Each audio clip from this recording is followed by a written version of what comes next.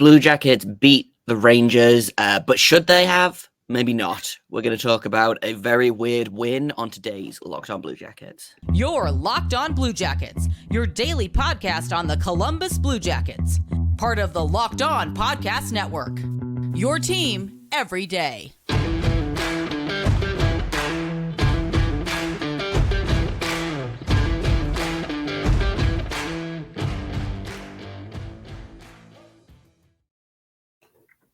Hello and welcome to Locked On Blue Jackets, part of the Locked On Podcast Network, your team every day. I am, as always, your host, Jay Foster. With me is my co-host, Hayden Heilson, and we're here to give you the good, the bad, and the ugly about your favorite team and ours, the Columbus Blue Jackets. Before we get started, I just want to thank everyone for making us your first listen of the day every single day. Locked On Blue Jackets is free and available on all podcast platforms, over on YouTube and on the SiriusXM app. I also want to let you know that today's episode is brought to you by Sleeper. Download the Sleeper app and use promo code LOCKEDONNHL to get up to a $100 match on your first deposit. Terms and conditions apply. See Sleeper's terms of use for details. So, after a fairly frustrating loss to the Philadelphia Flyers, the Blue Jackets lose Zach Werenski to injury because this team is cursed. Call up David Jiricek. Eric Robinson goes on waivers. Mathieu Olivier is back in the lineup.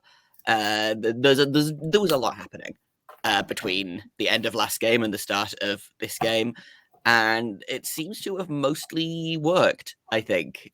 Blue Jackets win 5-3 on the back of an extremely strong performance from Elvis, a hat trick from Boone Jenner, and everyone else was kind of there, I guess. What do you think about? Okay, let's start off with like the big sweeping question. How do you think the game went, Hayden? I mean, the team got a victory, so it's like you can't really in this era of Blue Jackets hockey, you don't really complain when they get a victory. So I think the game went very well. Obviously, once again, credit to, I believe it's Dan Singleton, who's still the video coach. Huge credit to him. Dan Singleton, MVP of that first period. What was it, 2 goals that got called back? That's insane. So great work from him. He was present there. And Boone Jenner, like obviously those 2, great game. And then Jiricek stepping up. And then Elvis, it wasn't, you don't want your goalie to leave in between the second and third period against a team like the Rangers. But Spencer Martin came in, closed the game. I mean, it's like this happens in sports, like guys get hurt, guys get sick. That's what happened to Elvis last night. I felt like in that late second period when Elvis was playing lights out, and you're right, he was great last night. He stopped 24 of 25 shots, and the camera was on him, and the dude was just like slobbering or sneezing down his mask. It was just dripping, and I was just like, this guy is like, he's a different animal and the same beast all at the same time right now. It turns out he was just violently ill. So hope everything is good with him. He seems to be a guy that gets sick a lot. So I don't know if he needs to take a look at I don't know. I mean, I don't know how to cure. I mean, he does have a small child, in fairness. And everybody's getting sick right now, right? Factories. So yeah. But no, I fully agree. Elvis was very good against the Flyers. After kind of a wobbly first period, I think a lot of people were a bit wary, but I don't put either of the goals against the Flyers on him. And then obviously allowing that first goal, 45 seconds into the game.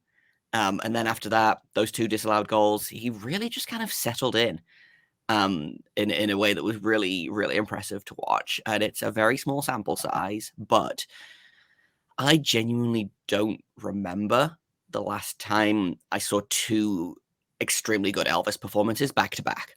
So that should give people a little bit of confidence in him. We don't know what his status is going to be for the Red Wings game. We'll talk about that game in just a minute, but I wanted to pull out another extremely solid performance in Boone Jenner, who just decided to score a hat trick in the second game of the season, which good for him. I feel like Boone Jenner is one of those guys that you don't expect that from. like Boone Jenner is a very good player. He's a great captain. If I had the chance to put money on him scoring a hat trick last night, I would have said no way, Jose. You know, but he does it. He comes out. He scores a hat trick in maybe the most Boone Jenner way possible. I think they looked, and there was a combined distance of 25 feet from the goalie is where Boone Jenner was when he scored all 3 goals.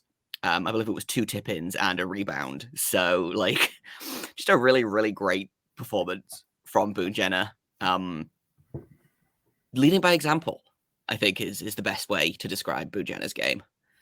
I've never looked at Boone Jenner in a light any different than I look at a guy like Joe Pavelski, who has just made a career out of redirecting pucks in front of the net, those tip-ins.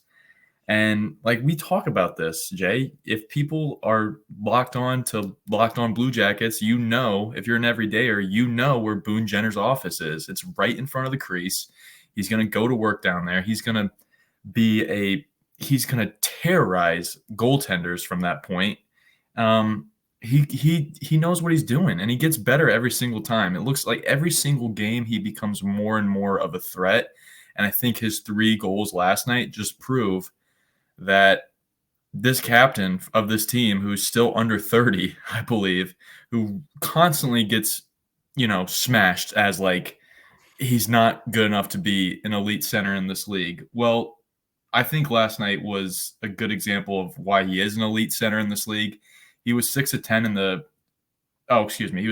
he won 6 faceoffs, lost 10 faceoffs last night for 37%. So it was a poor night in the faceoff dot for literally everyone, I think.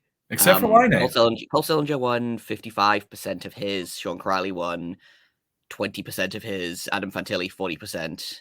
Line won over 50%, which is exciting. And Boone Jenner only won 37% of his. So not a great night in the faceoff dot for many people, but it could be worse. The last goal that he had too, he was just going to work like below the crease, below the red line too. Like he caused that whole turnover, and then he got right in position. Like he is, when I watch him play, I'm just like, he's the Blue Jackets' secret weapon. He really is. He really is, because you look at Line, Gaudreau, Marchenko, Kent Johnson, which is like, how was he not in the game 1? But like you think about those players, you forget about Boone Jenner. So the fact that the Blue Jackets have him, we're very lucky to have him, I should say, and we should appreciate him more. So, and I hope in game 2 of this year, the 5th liners realize that, like, holy crap, like this guy is so good. And keep doing it. Keep doing it. Keep hitting those tip-ins. Keep hitting those tap-ins. We're rooting for you, Boone. Yeah, I think it's a real, well, first of all, I want to say that I'm glad that they seem to have gone back to this idea of they're building their lineup through duos. So putting Gaudreau and Marchenko back together, Jenner in the middle of that. I really liked that line last season. I'm glad that's back. And then Line and Fantilli are back on the same line as well. Kind of a quiet night from that line, but they look dangerous. They had some good looks. Kent Johnson, I want to give a shout out to Kent Johnson for that pass that broke Cole Sillinger and Justin Danforth for the 5-2 goal, I think it was. Excuse me. Disgusting. What a great pass. And you look at that and you're like, how was this guy scratched in game 1? He responded in a phenomenal way, I think. He'll be playing against the Red Wings, and I don't think that should surprise anyone. But I do think that, yeah, Boone, to kind of go back to your original point, is Boone Jenner, I think, is kind of an afterthought for a lot of teams. You look at that top 6 and you're like, okay, well, Line is always dangerous. Fantilli is this wonder kid. Gaudreau, always dangerous. Marchenko will shoot a hole through the goalie if you give him a chance. And then Boone Jenner is just kind of there to clean up the garbage, I guess, which is that sounds like a really derogatory way of describing his game. But like I said, 2 tips and a rebound goal from Boone Jenner from about 4 feet away from the goalie. Like that's his bread and butter. You love to see it. Big shout out to Boone Jenner. I want to move on now I was going to talk about negative things, but there's one more positive thing that I want to talk about. We'll talk about it in just a second here on Locked On Blue Jackets. First, though, I've got to tell you guys about Sleeper, because Sleeper is a brand new sponsor. And if you want to win 100 times your money, you can play daily fantasy hockey on the Sleeper app. These are all possible scenarios for this season. So Patrick Laine getting a hat trick, Boone Jenner getting a hat trick, the Blue Jackets winning the Stanley Cup. If you want to win big on those things, you need to play daily fantasy hockey on Sleeper. As the official daily fantasy app of the Locked On NHL Network, Sleeper is our top choice for daily fantasy sports, and especially daily fantasy hockey. With Sleeper, you can win 100 times your cash in daily fantasy hockey contests. So if you'd put money on Boone Jenner scoring a goal, you would have won 100 times your money. With studs like Gaudreau, Laine, Werenski, who obviously is injured at the minute. But all you need to do is pick more or less on stats for these stars. Choose stats like goals, assists, saves, plus minus. And you heard me right. Blue Jackets fans are going to get 100 times payouts on Sleeper. So start paying attention and get your picks right so you could win big. Use promo code LOCKEDONNHL and you'll get up to a $100 match on your first deposit. Terms and conditions apply. That's LOCKEDONNHL, LOCKEDONNHL. See Sleeper's terms of use for details.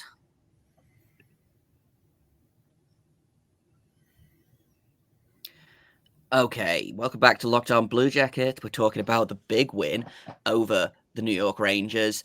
And I want to kind of get into the nitty-gritty of some of the things they didn't do so well. But first of all, I do want to give a shout out to the power play, which was awful against Game 1.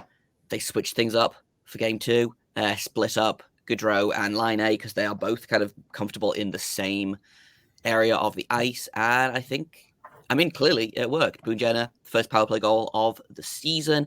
I believe that was that the game-winning goal? I don't think so. No, that was Boone Jenner's second goal of the night. So again, you love to see it. That gives me a lot of hope for the power play being competent this season, because they scored on one of the three. Oh no, that was their only power play of the game, and they scored on it. So that gives me I feel like cautiously optimistic is the phrase I've been going for with this team basically all season, which it's been 2 games, but I am cautiously optimistic of this team, and I am cautiously optimistic about the power play being good. Was there anything that you kind of wanted to pick out about the power play beyond the goal? No, totally fine with the power play. Obviously, they got the job done, and you're right. It looked a lot better. The possession was better. Kent Johnson being on the power play, being on the top.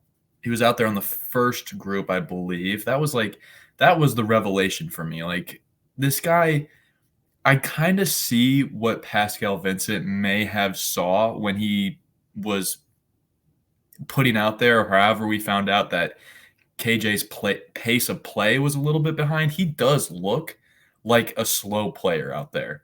But the problem is when the puck is on his stick, he's like Joe Burrow. I'm saying that because we're doing this on a Sunday. The Bengals are literally playing.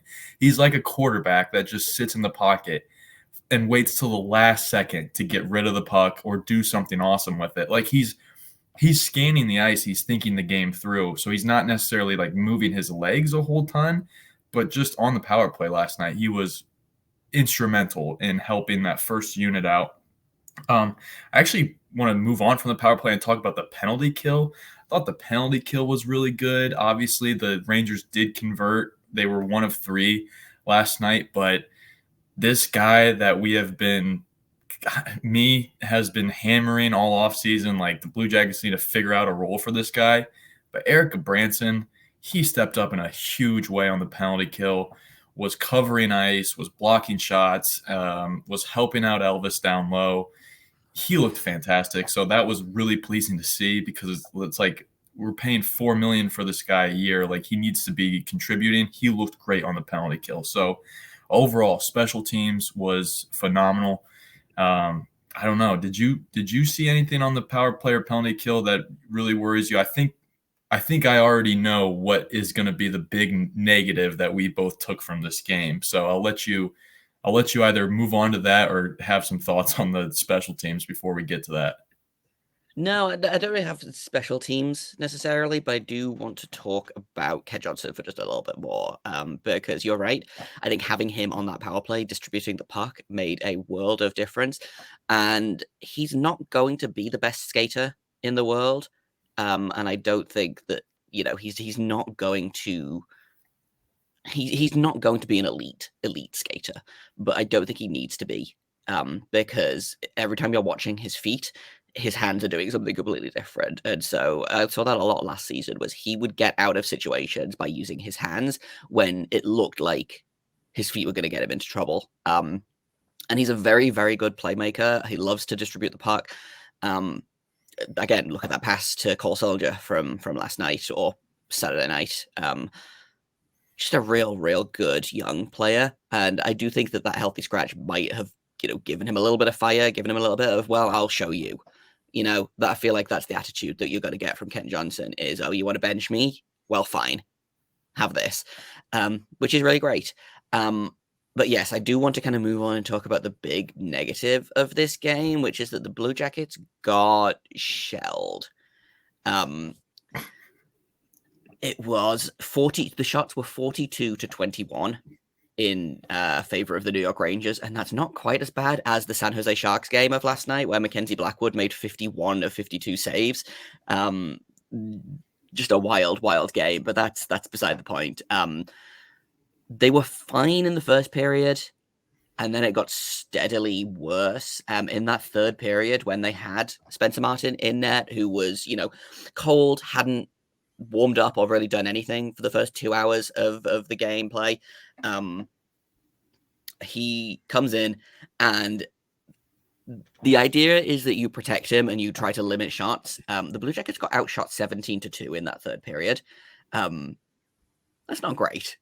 So I think I wasn't expecting, when I saw that Spencer Martin had allowed 2 goals in a period, I was like, okay, not great, but 2 goals on 17 shots, like, I'm fine with that, but you can't be allowing over 40 shots a night against a team like the Rangers. They will make you pay. Like, the Blue Jackets got lucky. I think Shesterkin had an off night, but they need to be much better defensively. No one had a good night on possession numbers or anything like that. I just pulled them up. I think Patrick Laine, where is it? Patrick Laine led the team in shot attempts for, and he was at 45% at 5v5. He was on the ice for 16 shot attempts for, on the ice for 19 shot attempts against, and that was the best that the Blue Jackets could muster. So, again, really giving that game to Elvis, I think, because if he had not been as good as he was in those first 2 periods, it would have been a very different story. Yeah, Elvis gets credit for this game for sure.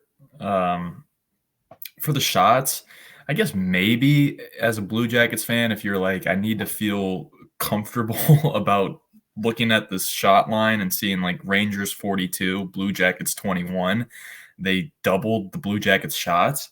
If I'm going to feel comfortable about that, I would just maybe chalk it up to, it was a 4-1 game going into the third period.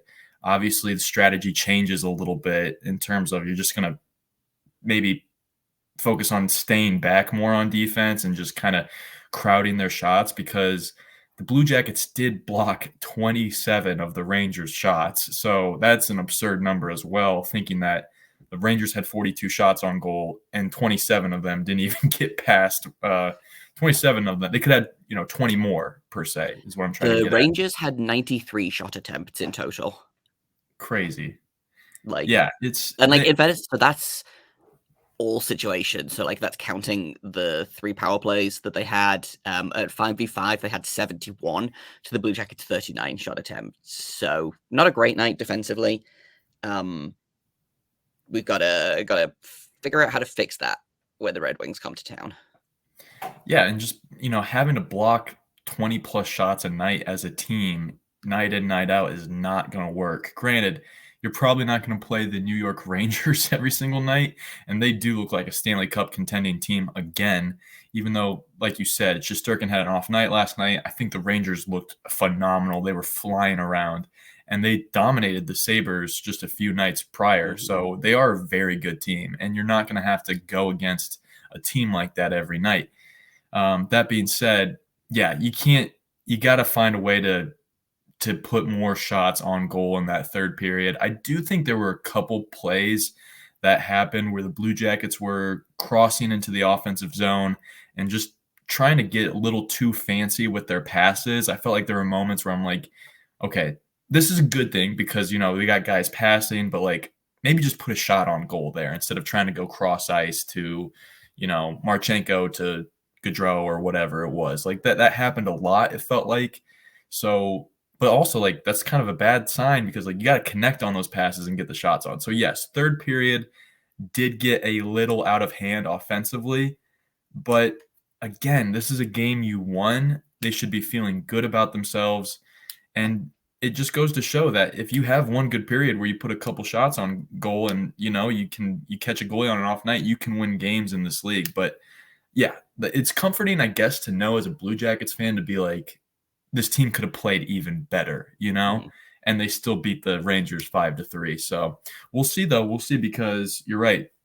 Tonight you got the Red Wings coming to town. They're a whole lot different team than the Red Wings of the past. So this should be a fun one. Yeah, definitely. I want to finish off, we're going to talk about the Red Wings in just a second. I want to finish off with one thing, which is that another thing that I am, again, cautiously optimistic about. Pascal Vincent changed some things up after the first game when it didn't work, and it looks like, based on the practice lines from Sunday morning, that he's like, okay, these things worked, we're going to keep them the same. It's not, okay, well, I think they could be better, so we're going to shuffle them around. He's like, okay, this worked, we'll change some things that didn't work and see where that's going. But so it's I'm unused to the Blue Jackets kind of having consistency in lines, so that's a really kind of solid point. But we got to move on. Here we're going to take another quick break, and then we get back. We will talk about the Red Wings, who, like I said, it should be a fun game. So we'll talk about that in just a second here on Locked On Blue Jackets.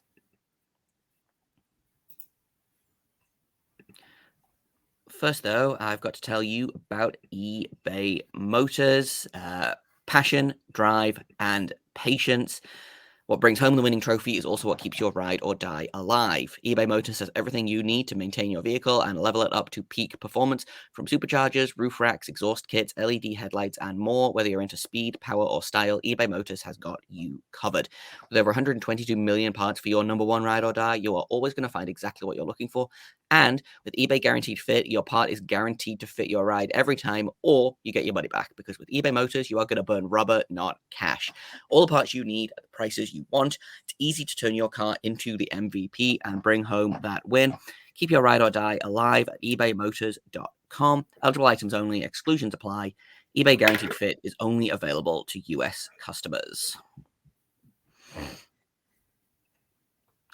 Okay, final segment here. We're going to talk a little bit about the Detroit Red Wings, who surprised a lot of people by beating the Tampa Bay Lightning on Saturday night. They won 6-4. Alex DeBrincat with 2 goals and an assist.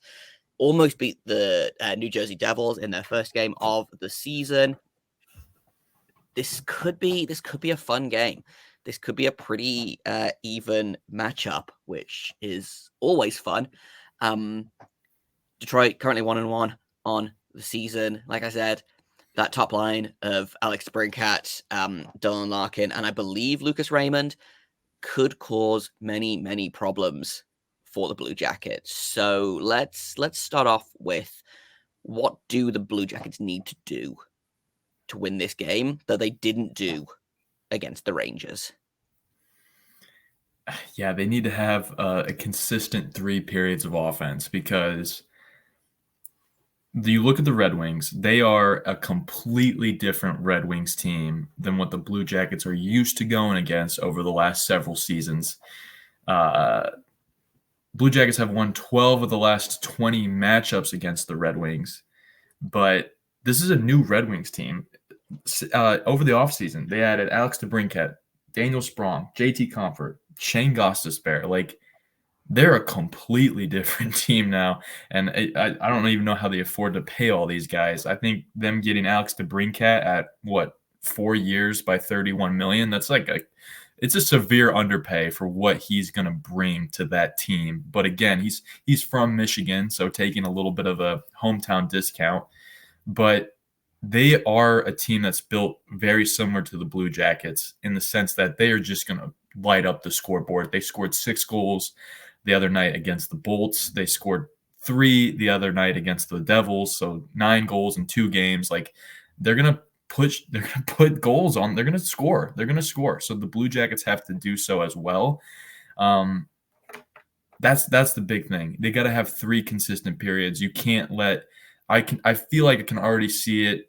I can see it already. I can see this game being tight going into the first intermission, and then in the second period there, the Red Wings just get a couple quick ones. Like, let's say the Blue Jackets dominate the offensive zone, and the Red Wings just get a couple breakouts and are like, it's 3-1 going into the third period. You're like, holy crap, the Blue Jackets are out shooting them. How is this happening? Well, it's because they're scoring. You have to convert. You have to score. I think that's very simple. That's a really cheap answer, but I think it's true. This game is going to be a high-scoring game, and yeah, I think that's. I don't know. Whoever the goalie is going to be, he needs to get settled into the game pretty much right away, because Alex DeBrincat is a guy that I've already said, like, I feel like he's going to do wonders for this team. He can pass, he can shoot, and he does not need a lot of time or space to do so. He's only 5'8", so you don't even notice him out there. He's wearing a new number. He's wearing 93 right now, which is like the last great 93 was Johan Franzen, who I think was like 6'4" or something like that. So it's cool to see him wearing that number. But they're a dangerous team. You cannot take them lightly is the big thing if you're Columbus, and you have to play 3 consistent periods of offense and score goals in every period. Yeah, it feels like, so the Red Wings won 6-4 on Saturday and then lost 4-3. So they've allowed 7 goals in their first 2 games, which same as the Blue Jackets, I believe, actually. So it's going to be, I feel like we'll do like official predictions in a little bit, but I do have the feeling it is going to be one of those like awful 6-5, 5-4 hockey games where it feels like every single shot is going in the third period. I agree. I think it'll probably be pretty tight in the first period, and then I think the doors will kind of fall off for both teams. We don't know what Elvis's status is right now. He is not at practice on Sunday morning. He has the flu, I believe, or a stomach bug. So we could be seeing Spencer Martin between the pipes for the Blue Jackets. He was fine. Again, facing 17 shots, ice cold, allowing 2 goals. I'm fine with that kind of performance from Spencer Martin. He will have to be better than that to beat the Red Wings, but my assumption is Ville Husso will be starting for the Red Wings, and he has an .863 save percentage through 2 games so far. He's 1-1, and has allowed 7 goals on 51 shots. So there's definitely a chance here for the Blue Jackets to get solid goal scoring and solid goaltending. And I think you're just going to have to outscore them, I think, which I think will probably be it'll be a task. The Blue Jackets have scored 7 goals so far this season. So we'll see if they can. So that's what, an average of 3.5 goals a game. If they can score 4 goals in this game, I think their chances are pretty good, but we'll see how it goes. Should we do some official predictions? I'll update the people at home on, we had a couple of rule change decisions. So Hayden decided that it was unfair to guess the first goal scorer. So we're just going to pick an anytime goal scorer. No. So I disagree. Hold on. I think we can still do first time goal scorer, but you get the full point if you get the first time. If he scores at any point in the game, you get half a point. So I think right now, I got, if you can confirm, I got you at half a point lead over me to 0. So we yes, both stink. I guessed Patrick. I get a half a point for Patrick Laine in game 1. And then we have been incorrect on literally everything else so far. So it is 1/2 point to me, 0 points to Hayden. So let's do game 3 predictions. What is your guess for the final score, and who is your first goal scorer for the Blue Jackets? Yeah, so if it feels like these two teams like to play after 3 periods, and I mean like playing in overtime a lot, it's because they do. It definitely feels like that. Like it's happened 4 times like in the last 15 games, which actually doesn't sound like a whole lot, but I think they're due because they've gone 3 games in a row the last year without playing in overtime. But they both had a huge overhaul this offseason. Both got new players coming in. It's both highly potent offensive teams. I think if the Blue Jackets can just the Red Wings' real weakness is they allow breakaways like crazy. That first period against Tampa Bay, it was Stamkos, Hagel, it was everybody getting breakaways. I think the Blue Jackets win this one 6-5 in overtime. And I'm gonna say Marchenko gets the first goal because he hasn't gotten a goal yet in 2 games. And I think it's time he gets on the scoreboard because he just needs to. I mean, come on, it's Kirill Marchenko. So I'm going to go Kirill Marchenko, first goal scorer, 6-5, Jackets win in overtime. I will write that into my little sheet that I've got. Marchenko.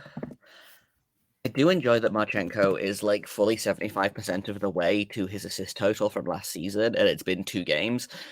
He's got 3 assists so far, so like maybe he's going to do the opposite of last season. He's going to get like 30 assists and 2 goals, which will be very funny.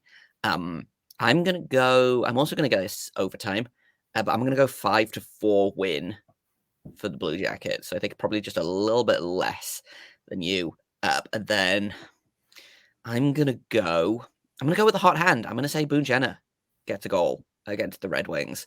So we'll see who's right, who's wrong. Hopefully we'll have some more points to put on the board. That's kind of all we've got for today. Tomorrow we will be recapping the Red Wings game and I believe previewing the game after that. I don't know off the top of my head what game that is. The Flames on Friday. We'll figure it out. We'll look at the I'll look at the schedule. We'll figure something out. But tomorrow we're going to recap the game against the Red Wings. Hopefully it's a good one. It's been pretty good so far. And let's thank everyone for making this your first list of the day. Every day, Locked On Blue Jackets continues to be free and available. We are super, super, super appreciative of everyone who entered our competition, everyone who subscribed on YouTube, everyone who interacts with us, leaves comments, adds us on Twitter, all of those things is really awesome to see. So we want to thank you guys for that and onwards and upwards, you know. You can find me on Twitter at _Jacob Foster, JAKOBFORSTER. You can find Hayden over at HaydenH971 on Twitter. You can find the show at LO_Blue Jackets. If you have comments, questions, criticisms, you can email us at lockedonbluejackets@gmail.com. And I think that's everything for my little outro. Thanks again for listening. Like I said, tomorrow we'll be talking about tonight's game. But until then, make sure you stay locked on.